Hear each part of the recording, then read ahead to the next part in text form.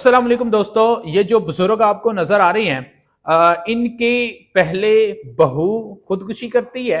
उसके बाद इनका जवान साला बेटा भी खुदकुशी कर लेता है। अब ये बुजुर्ग अपने बेटे की मैयत को जीटी रोड पर रख कर इंसाफ के लिए अपील कर रहे हैं, इंसाफ की दुहाइयां दे रहे हैं। इस वाक़े की तफसीलात क्या है आपके साथ शेयर करने जा रहा हूँ। ये वाक़या दरअसल गोजर खां में पेश आया है और गोजर खां में हुआ कुछ इस तरह कि इन बुजुर्गों की बहू का नाम नादिया बताया जा रहा है, जो कुछ लोगों से तंग आकर, अभी तक की जो इतलाआत है उसमें यह भी बताया जा रहा है कुछ सूदखोर हैं जो इसको काफी तंग कर रहे थे।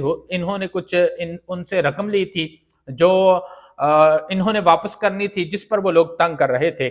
और वो जो नादिया नामी खतून है वो इन चीजों से तंग आकर उसने अपनी जान ले ली, खुदकुशी कर ली और आखिरी वक्त में उसने एक बयान भी रिकॉर्ड करवाया।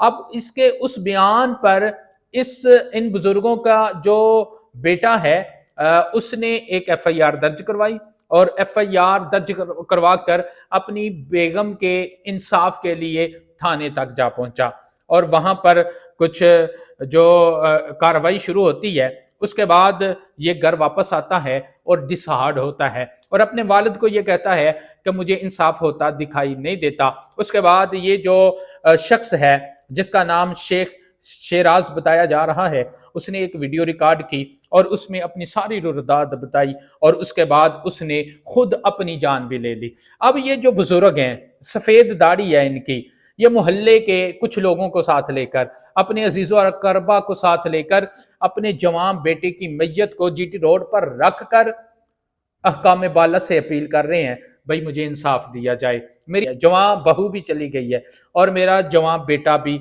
चला गया है। अब ये इंसाफ के लिए एहतजाज कर रहे हैं। सड़क ब्लॉक है और ट्रैफिक जाम है और सिर्फ मुतालबा एक है, भाई मुझे इंसाफ दिया जाए। देखिए हमारे मुल्क के हालात के इंसाफ के लेने के लिए एक बूढ़ा शख्स अपने जवान बेटे और जवान बहू के इंसाफ के लिए दर बदर जो है वो जलील हो रहा है।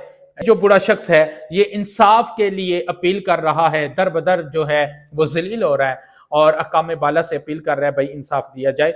अभी आने वाला वक्त बताएगा इस पर इंतजामिया क्या एक्शन लेती है और इस पर क्या तहकीकात होती है, क्या इस बूढ़े शख्स को इंसाफ मिल सकेगा।